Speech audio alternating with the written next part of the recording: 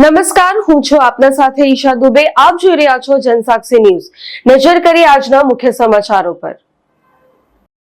Progress alliance Ankleshwar અને સરદાર પટેલ સમાજ સેવા ટ્રસ્ટ દ્વારા સરદાર પટેલ વાડી ખાતે વંદન 2026 માતૃ પિતૃ વંદના કાર્યક્રમનું આયોજન કરવામાં આવ્યું હતું. માતા પિતા પ્રત્યે કૃતજ્ઞતા વ્યક્ત કરવાનું મંચ પૂરું પાડતો આ કાર્યક્રમ માત્ર એક સામાજિક આયોજન નહીં પરંતુ સંસ્કાર આધારિત સશક્ત પહેલ તરીકે સામે આવ્યો. યુવા પેઢીએ જાહેર મંચ પર પોતાના માતા પિતાને નમન કરી આશીર્વાદ મેળવતા સર્જાયેલી લક્ષણોએ સમગ્ર કાર્યક્રમને ભાવવિભોર અને ઐતિહાસિક બનાવી દીધો હતો. જ્યારે શ્રી સરદાર પટેલ સેવા સમાજ ટ્રસ્ટ વર્ષોથી સમાજમાં એકતા, સેવા અને સંસ્કારનું પોષણ કરતું આવ્યું છે.